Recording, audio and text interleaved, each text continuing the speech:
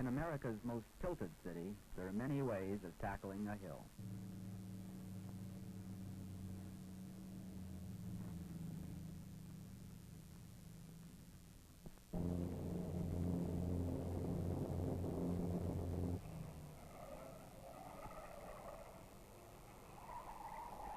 Some hills were so steep they just gave up, until a gentleman named Andrew Halliday thought of a brilliant idea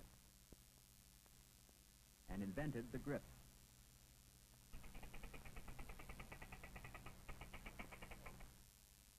The grip is a clever device for latching onto a wire rope whenever you need a lift.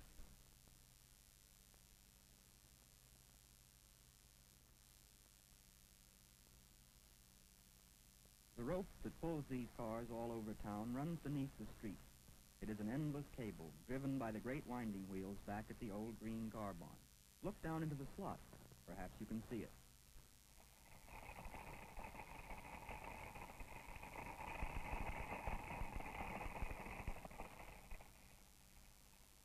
And now, taking a slice down through the street, we stare right into the rope's dark home.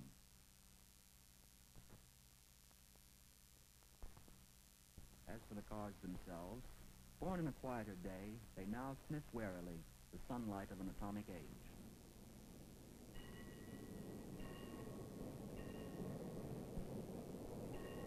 When the cars were new, they were the talk of the town, and again today,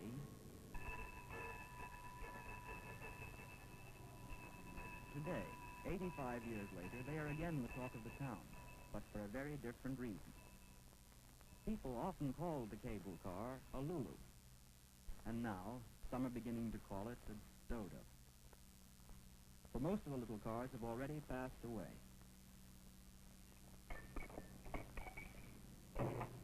Yes, literally and figuratively, they have been junked, cannibalized for spare parts.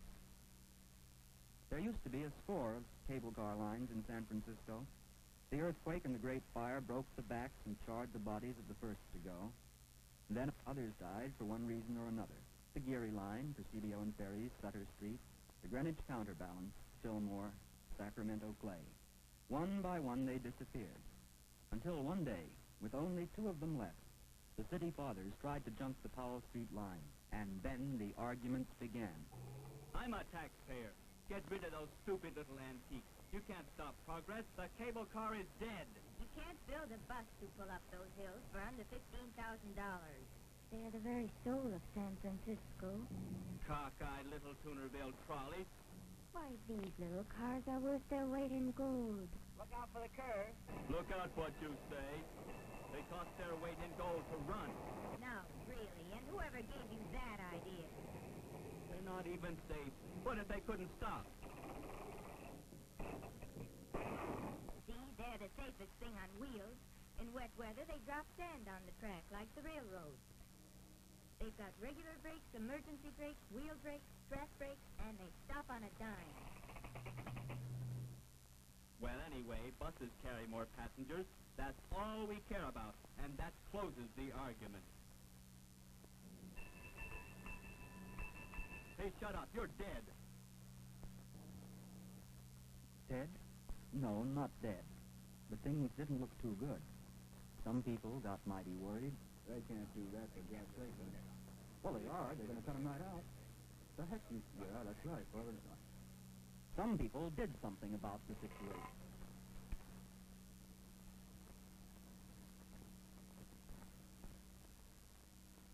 They got together the facts.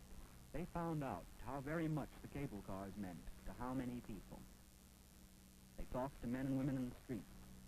People couldn't believe that the city was really planning to tear up the tracks.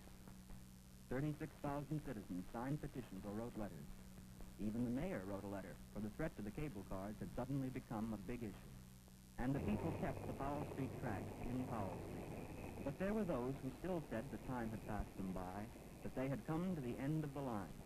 These men, it seems, forgot that there are many ways to turn the tables on time.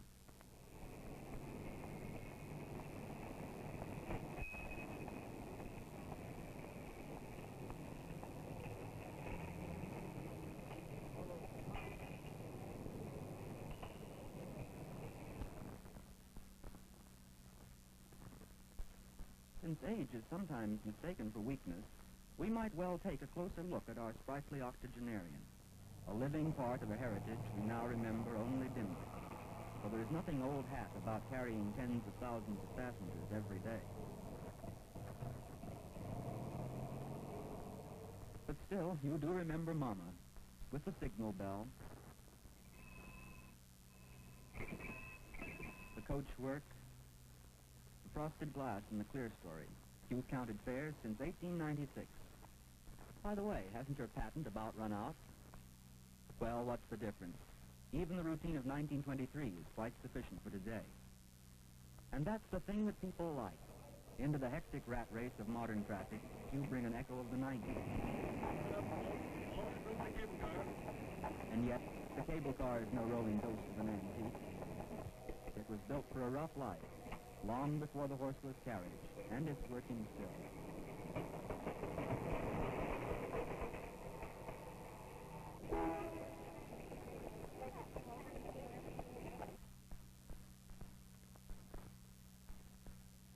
Simple, rugged, run by hand. The men who move the tracks, armed with little more than brawn and a can of oil, we might rightly dub them knights of the turntable.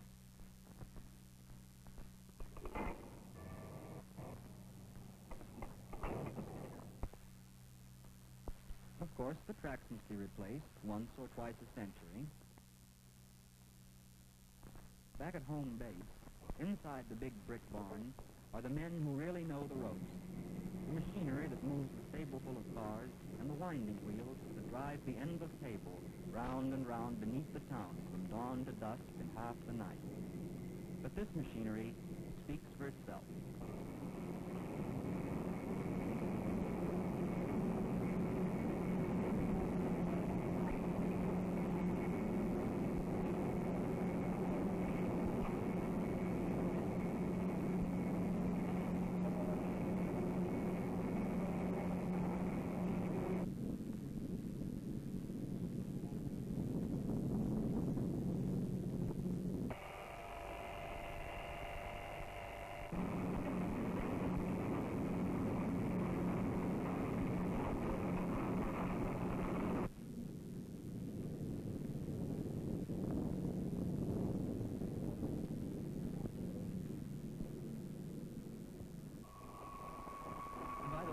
Probably never guess in a million years what these wheels do for a living.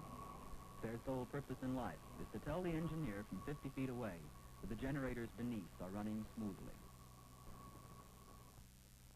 The cable cars go on about their business, and behind the scenes the campaign against them continues.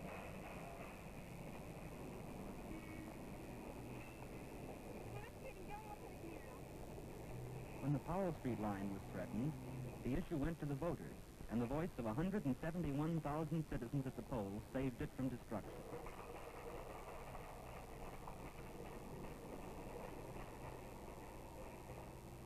But as soon as the excitement had died away, plans for an attack on the California line were made. They came very close to being realized.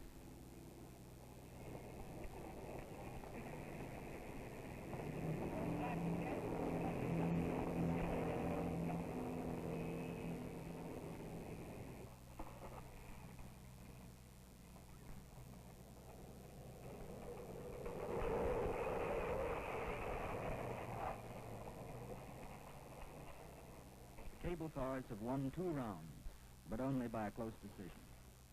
Their opponent is determined, and their one defense is the voice of the people. If they make themselves heard, the current battle will certainly not mean the end.